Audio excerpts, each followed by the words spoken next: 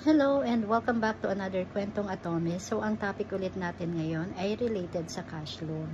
Dahil may mga na-receive po ako na private messages and comments na hindi daw po sila na-approve sa cash loan kahit bayad na po yung naunang cash loan nila.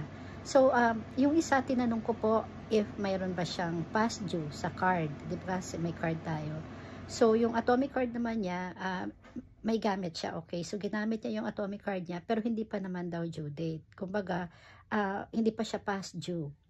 At yung isa naman, tinanong ko, if mayroon ba siyang installment, ganyan. So, yung isa, ang sabi niya sa akin, may installment plan siya sa card, okay? Pero parehas po sila bayad sa nauna nilang cash loan.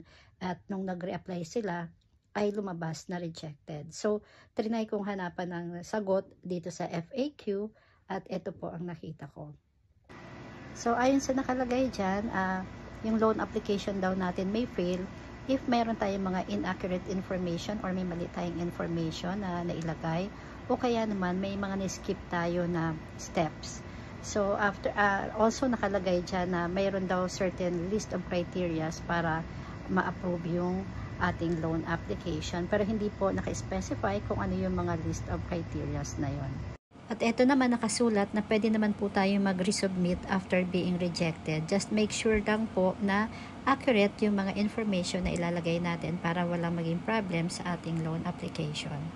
And next, what happens if I don't pay on time? Syempre, kapag hindi daw tayo nakapagbayad on time, may mga penalties and charges na po yan. And also, pwedeng maka-apekto din to syempre sa ating credit score if ever na maglo-loan tayo ulit. So, based sa nabasa natin dito sa FAQ, mukhang para sa initial cash loan po, yung may sagot. Diba? Yung sa why application was failed, dahil nga sa may inaccurate information or something like that. Mukhang para sa first cash loan pa lang yun na sagot. Pero doon sa may mga existing cash, sa mga nakapag-loan na nag-reapply pero na-reject, wala pong malinaw na sagot, diba? Pero kung i-analyze po natin, based na rin sa mga kwento ng mga nag-message sa akin, ang isa sa mga reason na nakikita ko po is if yung card ninyo na ginamit ay naka-installment bill. Kunyari, bayad kayo sa cash loan nyo, bayad na kayo, nag-reapply kayo, pero meron kayong existing na installment bill sa card, sa gamit nyo sa card, mukhang yun ang isa sa mga reason kaya hindi na-approve. Hanggat hindi pa tapos bayaran yung installment nyo doon sa card, ay nare-reject po siya. And also, dapat tapusin din natin, bago tayo mag-reapply sa cash loan, tapusin din muna natin yung payment term. Kunyari, 3 months, every 17th of the month. Pang 3rd month yung kunyari sa July 17. Mag-reapply po kayo mga July 18. Hindi porke nabayaran na po natin ng, kunyari in-advance natin yung bayad ng July 15, ang due date talaga July 17, may na-reject pa rin, may nag-message po sa akin, na-rejected pa rin kahit na advance payment na siya. So, mukhang kailangan tapusin po talaga natin yung date ng last payment natin and tsaka tayo mag-reapply. And also, di ba, pag na-reject naman, may lumalabas na reapply on this date. So, gawin na lang po natin yung, based on my observation yun guys, based na rin sa mga sinabi sa akin.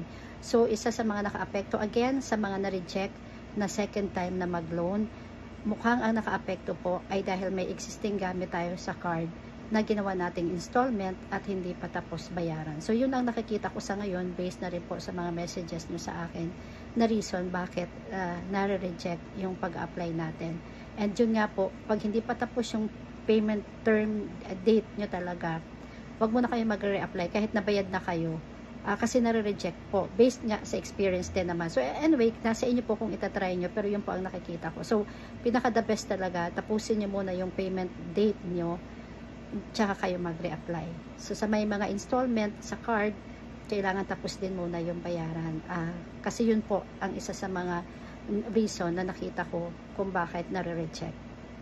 Okay, so if you have other question guys, pwede nyo naman po puntahan yung FAQ, tapos mag-email na lang po sa kanila para baka sagutin po tayo kung bakit na-reject. Again, based on my observation po itong information na binibigay ko po sa inyo. I hope nakatulong. Thank you.